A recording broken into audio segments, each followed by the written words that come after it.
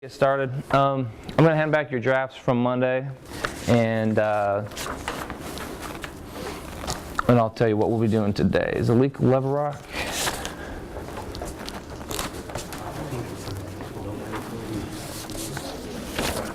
There you go, Chamber. Montrez Benjamin.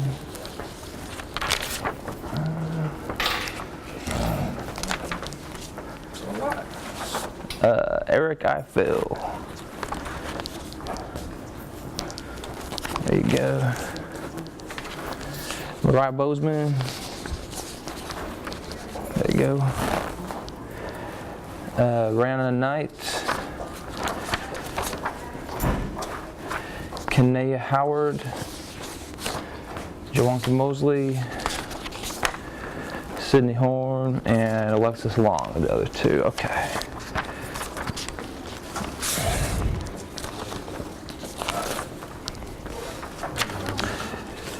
Okay.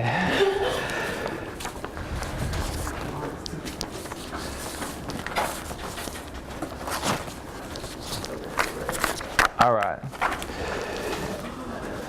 Quick comment on those introductions. If you turned it in, you got the participation points for that. Everyone got the same amount of points. But on the top of your paper, I either put a check plus, or a check minus. That's just an informal way of feedback.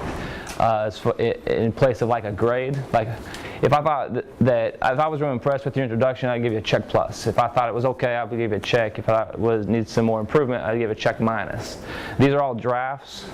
I know some of them are rushed off and others are not. So like check minus doesn't really mean that there's anything wrong at this point in the process. Actually, the only thing that's wrong is if you haven't written a draft yet at this point in the process. Which I know that's probably both some of you are in. Yeah. So I wasn't like up here, Mm-hmm. but I emailed you. Mm-hmm. So can you just like email me back, like check plus or check minus or something like that? I'll try to. I can't promise that. Okay. Yeah. So anytime I get it in a format like that's not the way that I had initially asked for it, it's a little bit more difficult for me to work that into my system. Because I have honestly 30 emails right now that I haven't read. So, but if I remember, when I go through and check my emails, if I remember to, I will do that. But today,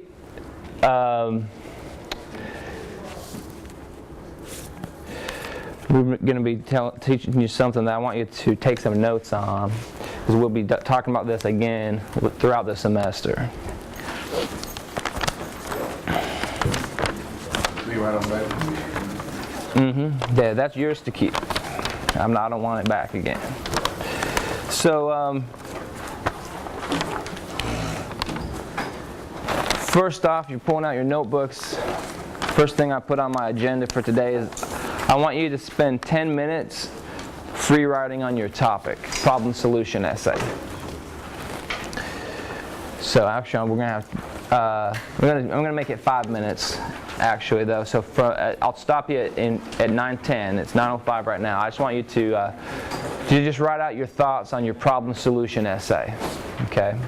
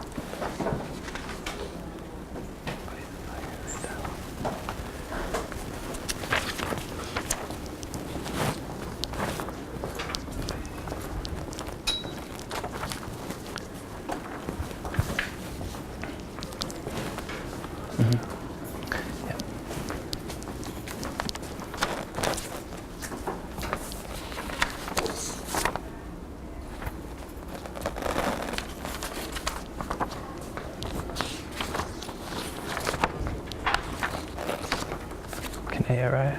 Okay. All right. 20 seconds.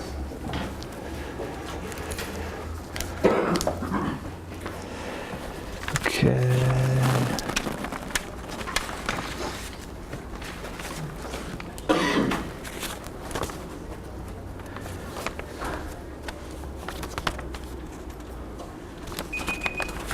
All right, time's up.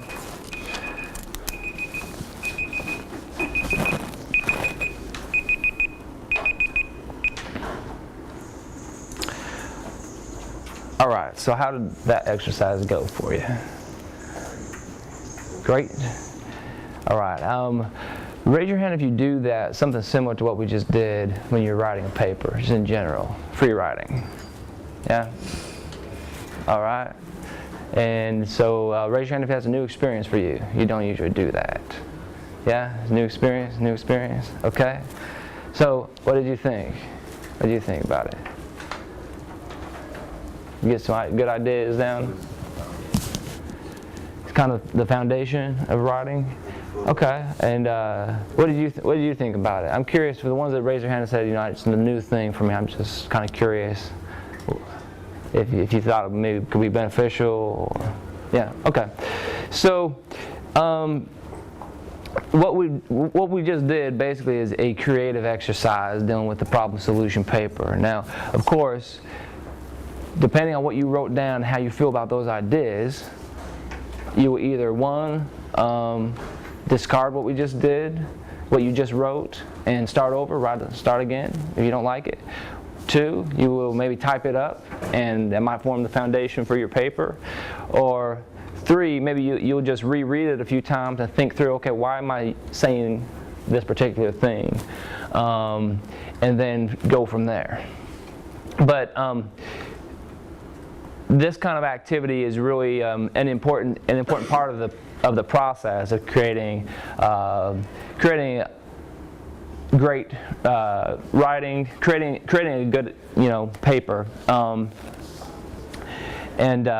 so yeah, it's something that like for me, I use a journal a lot. I write a lot in a journal, and then some of those ideas I write about in my journal I turn into more professional types of documents.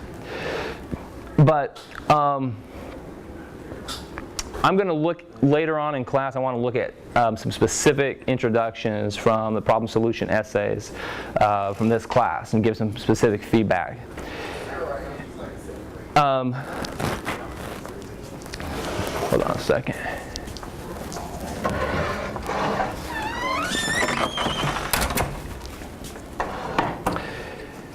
So one of the things that I want to emphasize today is that one of the goals of writing in higher education, as I see it, is to be creative.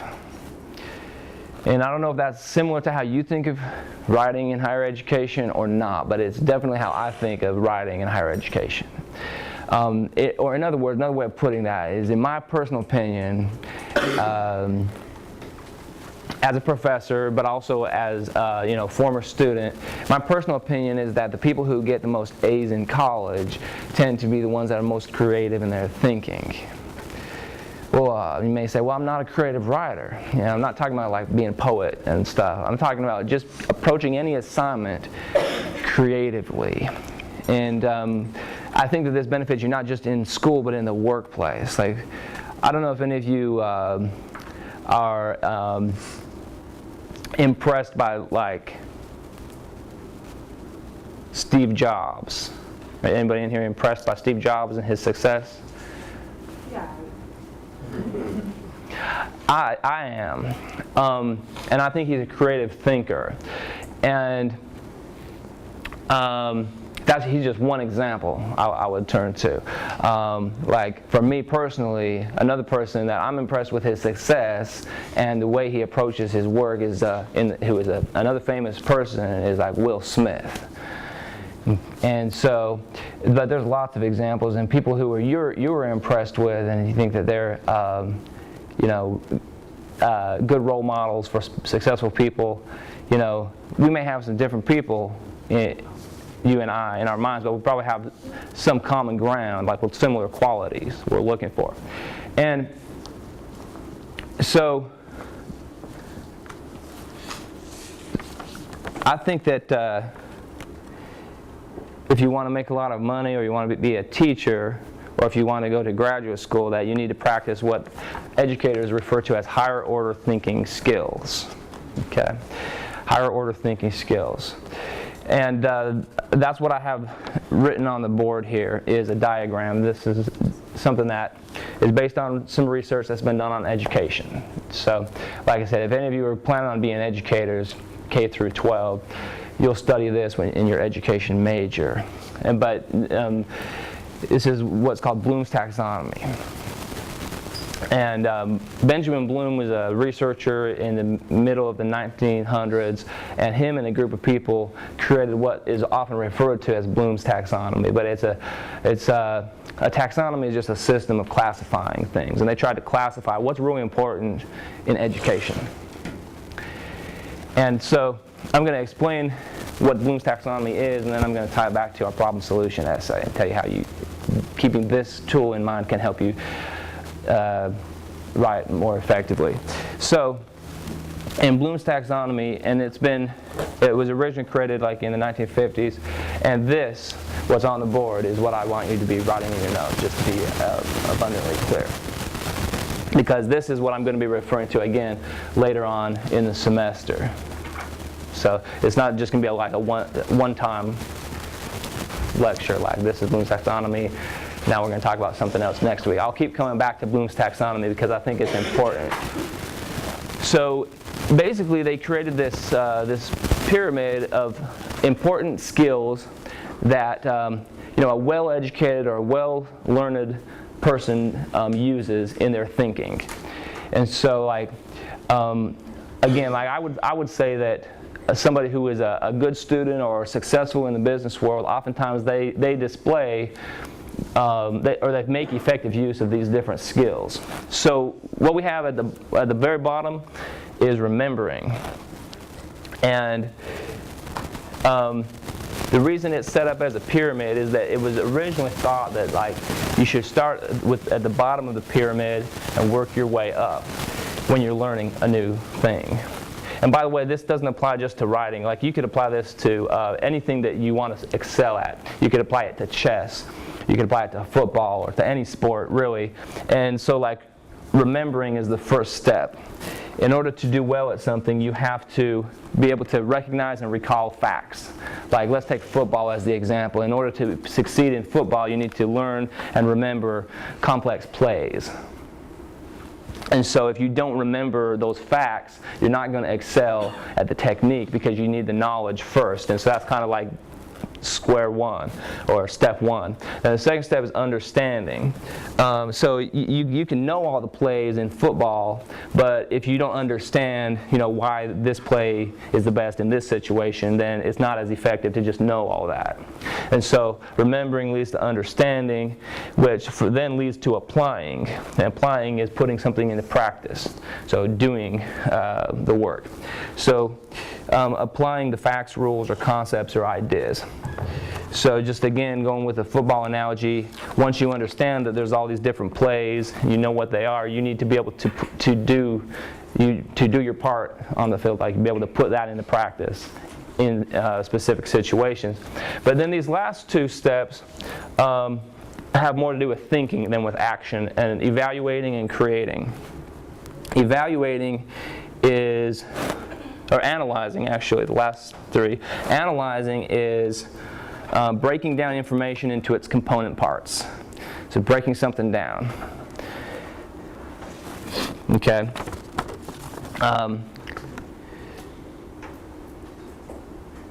And then evaluating is judging the value of information or ideas. Evaluating or judging the value of something. And then creating is at the very top, combining parts to make a new whole. And so again, just to play out my football analogy through these last three, I'm just going to focus on creating. But you know, if you really know a lot about football, you've learned the plays, you've been practicing them for a number of years, well, you can actually create a new play. I mean, I'm sure some of you have done that before. You create a new play that's kind of a remix or a spin off of another one. And so you're now creating a new aspect of the game that wasn't there before. And but yeah, creation again is combining different parts to make a new whole. And I think of that as having a lot to do with the writing process, because when you're writing a paper, it's a creation. You're fully responsible for what you create. And taking that responsibility seriously is one of the things that I think separates like the best writers from the others. Now I've got the H and the L on here. So H stands for higher order thinking skills. L stands for lower order thinking skills. So that's an important distinction. So like I said, I think that like some of the most successful people in general tend to be really good at using and practicing higher order thinking skills. It's not that these other ones are less important, right? Is it unimportant to remember facts in your history class? Is it unimportant to remember facts in history?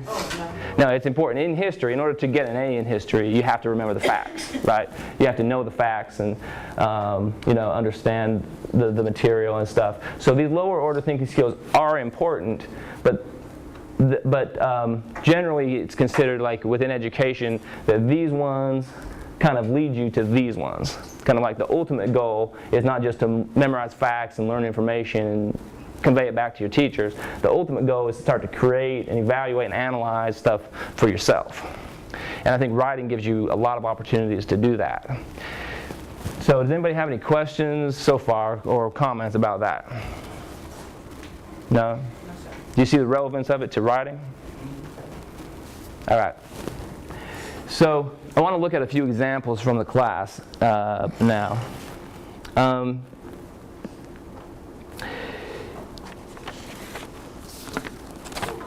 Raise your hand if you think you're a creative person. Think of yourself as a creative person. Creative person or creative writer? Creative person. Just in general, you are a creative person. Okay, so informally, it looks like 50% of you define yourselves as creative people. The other 50% do not. Just based on what you just did. So, I mean, that's just observing you. Raise your hand if you think you're a good thinker. You think you think well. I'm good at thinking. Okay. Again, about the same number of hands. You know, I think that's interesting. Like to me, I would like to do a research study on what just happened just now. Like figure out, okay, like the people who raise their hands, what is it about your self-image that makes you, willing to raise your hand when those two questions were asked, and what is it about the rest of you? Could be just be like, I'm just not here today mentally. I'm just not interested in participating. But like, what is it about your self-image as well that's leading you to like not want to raise your hand in response to those questions? That could be a whole book right there. But putting that aside, so you may think, okay, I'm creative and I'm a good thinker. So so what? So why do I need all this stuff that Dr. Rich is talking about on the board today? And so I'm going to provide some specific examples that I think will help answer that. But what I want to mention as well is, you remember the essay we read in class last time, the telescope effect. Okay. Now somebody give me like a basic rundown of what that's about. What's the thesis or the message of the telescope effect? Yeah, it's the one with the dog. I guess a general rundown would be that even though something seems more important, that I guess you kind of look over it because it's not right in your face. There's not enough, I guess, detail driving you, so you look at the thing that I guess is more relatable. Mm-hmm. That was a weird essay. I like it. Okay, so so what I'm getting from Donovan is like, so you're saying like we tend to overlook some things and focus in on others, right? Okay, and what I got from you is that you think it's weird. Let's benchmark that thought, but we can continue to discuss the essay. So yeah, Simeon. I got like, it's easy to focus your compassion and sympathy on one thing that everybody is focusing on, rather than if it happened to if it was on a larger scale. You seem to like forget about it because it's so large. You can't focus on so many people, and it's like more of a risk to help many people than just one. Yeah, that's right. That's basically his message. So it's easier for us to care about, like one person, one individual, than a whole group of people. When we don't have a specific story, it's hard for us to relate to something. And so in writing, a lot of times as writing teachers, we tell people, show, don't tell. And it's the same thing. With your problem that you're writing about, your paper is going to be more likely to be an A paper, or in other words, going to be better writing if you can show the problem, not just tell your audience about it. And but one of the things I wanted to mention, let me see how I'm doing on time here, is that book, that essay in The Telescope Effect. It is just a chapter of a book called The Hidden Brain, and that book is for selling. You can buy it on Amazon for about $10, and it's a popular book. And so the reason I point that out is because here we are today talking about writing and school, and we're talking about creativity and thinking. But what we read, that Telescope Effect. That's a piece that somebody somewhere right now in the world is reading because they want to be reading it. It wasn't assigned to them, and it's a book that I just checked on Amazon this morning to see how much it costs. But I noticed there's 92 reviews of The Hidden Brain on Amazon. And so what I'm talking about is if you want to be somebody like that, like the guy who wrote The Telescope Effect, who influences other people's ideas and their thinking, who people open up and want to read because they're just interested in the ideas he's presenting, then you need to work on trying to practice as much as you can these higher order thinking skills, being creative, evaluating things, analyzing things, and not just taking things at face value. So let me give you an example of what I mean by not taking things at face value. And then I'll look at a couple of examples of the papers. As a writer or an English professor, over the years I've done a lot of tutoring. And I've tutored a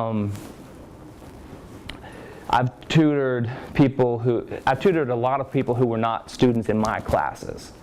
And so I've also had one-on-one conversations with a lot of students who are in my classes, but it's a little bit different of a dynamic when I'm giving somebody feedback on their writing. When I'm not their teacher, I'm not giving them the grade. When I'm not the teacher and I'm not giving the grade, there's less pressure to do what the teacher tells you should do. Would you agree with that? So, and so this is a typical kind of conversation that I have. Actually, when I've done tutoring with people who are not students of mine, I've had lots of different types of conversations with lots of different types of people, as you would expect.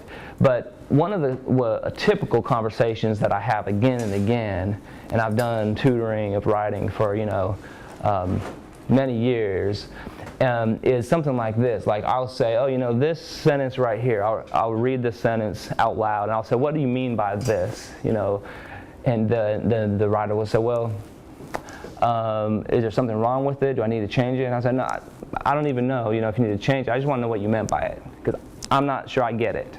I want them to explain it to me. And then sometimes the writer will say, well, how would you put it? And so I would give it a suggestion. I said, well, maybe I'd put it like this. They said, can you say that again? They would write down my words as I'm saying it. Now, in that situation, Swan, do you think that that person's using higher order or lower order thinking skills? Okay, I agree. And why do you think they're using lower order thinking skills? Exactly. They're uncritically accepting what I said. And as you can tell in this story, what am I trying to get the writer to do? Think for themselves. Exactly. So I'm trying to get them to explain their creation. They created a paper. They're presenting it to me. I didn't create it. The ideas didn't come out of my head. And they want me to give them a sentence. They want me to give them a creation out of my head that's going to fit perfectly for their paper. Does that make sense in any way, shape, or form?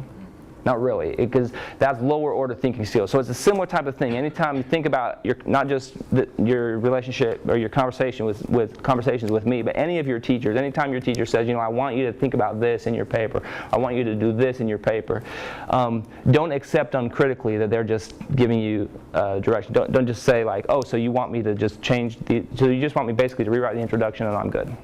Like, they usually want you to think more along the lines of those higher order thinking skills, analyzing, evaluating, and creating, than the applying, understanding, and remembering.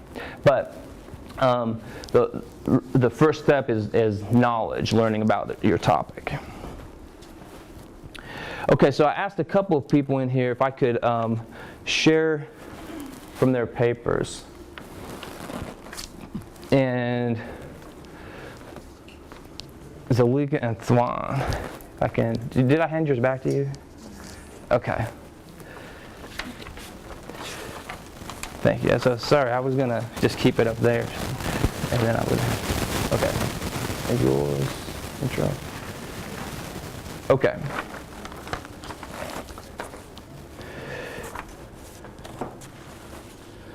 So let's see.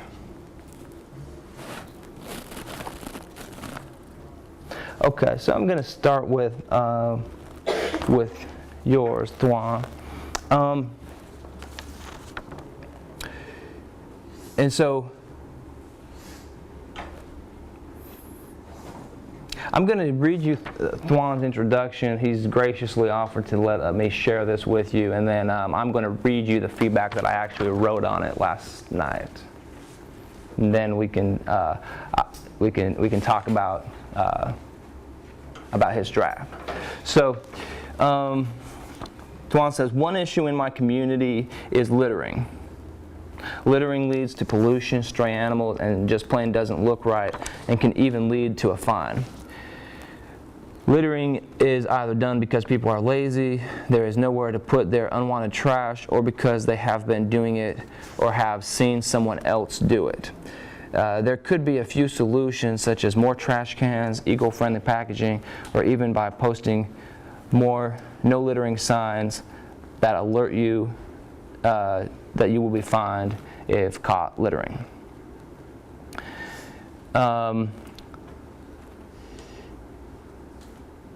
Okay, so one thing that stood out to me after reading Thwan's introduction is that I don't know what community Thwan is from. In fact, what community are you talking about in this paper? Go ahead and just. I'm from Birmingham. You're from Birmingham, so you're talking about littering in Birmingham. And so, in your opinion, is littering in Birmingham a bigger problem than littering in, say, other big cities in the state, in the nation? I wouldn't know. Okay, and. I wouldn't personally know. But it is a big problem in Birmingham. Right, that's what you're saying. Okay, so just want to make sure I'm understanding you correctly. So I think Thwan's off to a good start here. The feedback I wrote was technically the first sentence says one issue in my community is littering. I said put the subject first. Littering is a problem in Birmingham. Put the subject at the first of the sentence and then use the name of the place so we know what community we're talking about. And I want you to think about it as if you're writing the paper to an audience of people who are unfamiliar with this class, and this that I want you to think as if you're writing to a broader audience, like public audience. So if you're writing about Birmingham, use Birmingham. If you're writing about Chicago, say Chicago, stuff like that. And then I wrote, describe what the problem looks like in your community. And only after a detailed description of the problem do you move on to your solution, which should be based on critical thinking and research. That feedback honestly is similar to the feedback I gave to a lot of people in the class. So, Tuan, what's one of your goals in writing this paper? To state my problem and possible solutions. Okay. To state your problem and possible solutions. Let me ask you another question along those lines. Why did you choose this particular topic, littering? It was something I felt like Okay.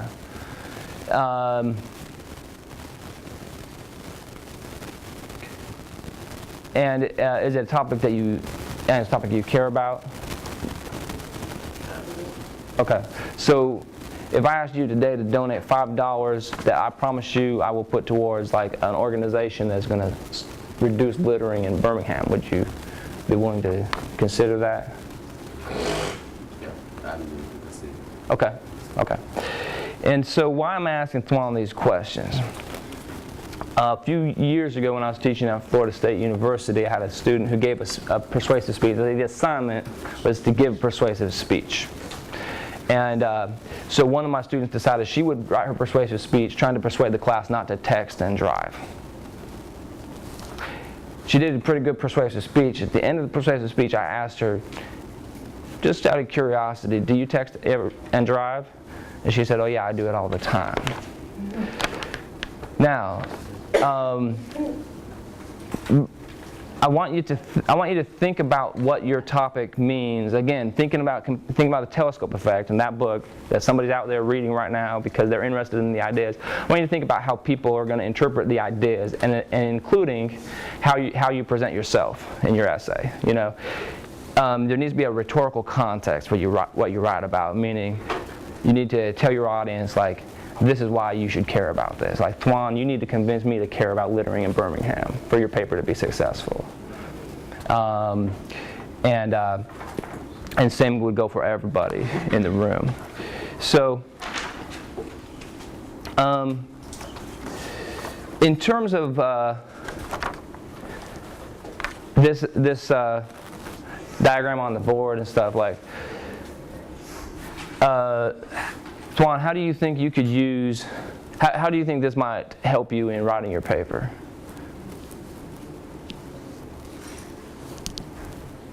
It can help me create more solutions after I analyze the problem and evaluate the problem. Okay. Anybody else? So, yeah. So, what does this mean to you? So my paper or his paper? Your paper, just in general. Yeah. How can I apply to my paper? Mm-hmm. I could get a better understanding because I did the student loan crisis. Yeah. I can get a better understanding as to why they charge us so much. Mm-hmm. Do research on it. That's why I'm changing the whole. So do more research. Okay. Who, by raise of hands, who in here, if you do 30 minutes of research on your topic, your problem today, I mean reading stuff, if you do 30 minutes of that today, raise your hand if you think you'll have a better paper on Monday. I mean, in my opinion, and this is just my point of view, every hand should go up with that question. But that shows how, like, you and I look at reading differently, obviously. But now I don't think now Tuan, let me give you something that coming back to this. You need to do research on littering. You need to find out if littering is a bigger problem in Birmingham than other cities. You know, that's just where you need to start. And so, yeah. you're right. I asked Juan, like, what do you need to, how can this help you? He said, well, I can create, evaluate, and analyze more. Yeah, that's true. But where you need to start, most of you, is right here. Okay? A paper, a well-written, good paper, doesn't begin at the top of the pyramid. It begins at the bottom. And the bottom is learning the facts of the situation, learning the facts of the information, doing research, doing your homework. Because if you just sit down and pump out a draft and it's all out of your own head, then, yeah, you use some creativity, but you skipped steps 1, 2, and 3 and just tried the shortcut. You don't really get good, creative, analytical stuff unless you've read some stuff that you're going to analyze. You know, like, what about the topic of littering? This would be some questions I would want Juan to consider, but all of you can apply this. Gishamber, you can apply this to your topic just as well. You know, child abduction, right? So, you know, like, what are you analyzing in your paper? You know, like, in the telescope effect, he's analyzing the story of Hodgkin. He's analyzing why people cared so much about that dog. You know, so he had to do some research first to get there. He didn't just start talking about his topic. So, you know, that's why I'm saying, like, for Tuan or for Gishamber or whoever, like, I want you, first of all, to have some material that you're starting to work with and analyze. You could do, maybe Tuan could do an analysis of littering in Birmingham based on his own experience, like in detail describing a place where he sees a lot of littering. But one way or another, you need to show rather than tell about the problem. Okay?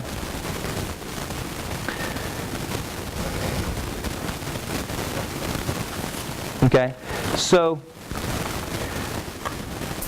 I don't know. I need a little bit more feedback. I feel like this may be getting through to some of you, but I feel like it may be not, based on, you know, I'm analyzing you. So what are you getting out of this? You know, give me some feedback. It may help somebody else in the class to make some connections. Gishamber. I was just thinking about, like, can you, like, you know, like, the music, well, what happened with the girls that got abducted, and they're, like, locked through their house? Oh, what's around that way? Like, can you, like, In the essay? Sure. Yeah, you can put current events in your paper. Yeah, that's so. Good point. I like the way that you're thinking, Gishamber. I think that's the kind of thinking that I'm looking for. So, the assignment prompt on page 330 says this, and we're starting with remembering. We need to remember what the prompt is. Then we'll talk about how you can adapt it for your purpose. Write an essay proposing a solution to a problem. Choose a problem faced by a community or group to which you belong, and address your proposal to one or more of the members of the group or to outsiders who might help solve the problem.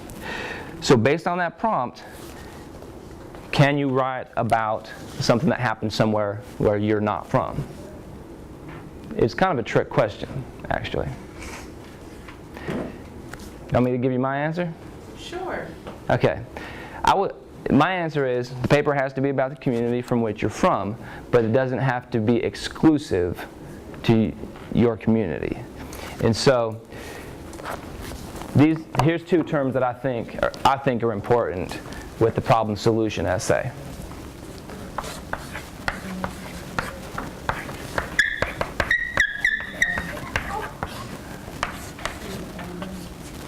Local and universal.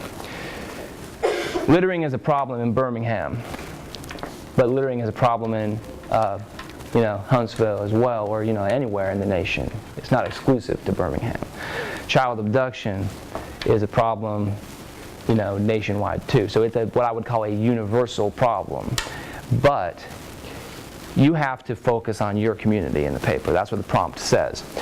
You can use other examples to compare and contrast. Does that make sense? Mm-hmm. Yeah. So I wouldn't have, if your topic is child abduction and you're writing about your community, I wouldn't have any problem with you writing about Elizabeth Smart, who was abducted in Utah, or other people who were abducted in other places, as long as the focus of your paper is local. Does that answer your question? If not, then you can talk to me during my office hours after class. I'll give you some more information. But one problem that's a local and a universal problem is this other one I wanted to share with you. It's a local. This problem couldn't be more local, but it's also universal. When I say it couldn't be more local, I mean it's a problem in this classroom as well. So that was one I wanted to share. I'll just read you what she wrote, and then I'll read my feedback. That's all we'll have time for. But I really do hope that this helps. And even if just one of you, find something that's going to help you write a better paper out of this, I think that would be a success. So Monday morning, and class is in session. The professor is well into his lesson plan for the day. Students are taking notes, and a student comes in 20 minutes late for this 1-hour class that someone had to pay for so they can further their education. Excuse after excuse each day, every week, and now month after month, which in turn may be semester after semester. When will students accept responsibility for their actions? Why do professors have to accept the distraction of students, of inconsiderate students who are continuously tardy and disruptive to the class that they have taken time out to construct a lesson plan for, and the remainder of the students whom have invested in their education? One will not understand the concept of being tardy if there are no enforced repercussions for their actions. The majority of universities have set student codes of conduct. They want students to use the university as a stepping stone of understanding professionalism before entering the professional world. Do we want to establish a habit of being late? Newton's third law states for every action there's an equal and opposite reaction. So being tardy mainly can give off a negative reaction. Now, quick question. That's her introduction, but is she talking about local or universal problem? Both, exactly. And in the first paragraph, does she focus on local concerns or universal concerns? The first paragraph is more local, like she's venting a little bit about something that bothers her in a local context. You can kind of feel that it's a personal thing, right? But then she shifts to saying, well, this is something that universities have policies about, so basically that's tapping into a more universal picture. But either way, I want all of you to show what the problem looks like. So this is what I wrote in feedback for this writer. I like your voice and passion for the topic so far in the essay. It is a local problem, but also a universal one. Actually, I think that you're off to a good start. And I think that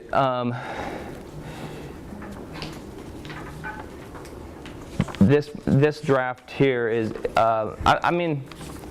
I think that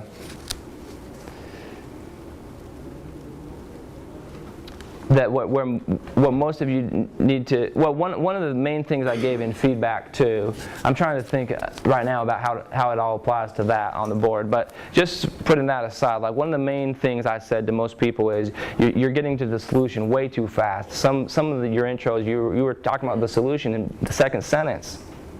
Talking about the solution in the second sentence? How are you going to write 3 pages? So you need to spend a lot of time in your essay on the problem. If you go back and look at the telescope effect, how long does he spend just helping us get a feel for the problem? So,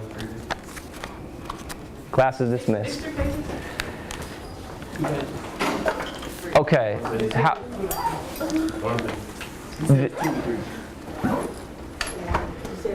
Okay, so now I'm going to answer that with a question, and we can talk about it on Friday. Okay, but the question is why do we get so concerned about the length of a paper? I'm not concerned, not at all. Okay, bye bye. We'll talk about this next time.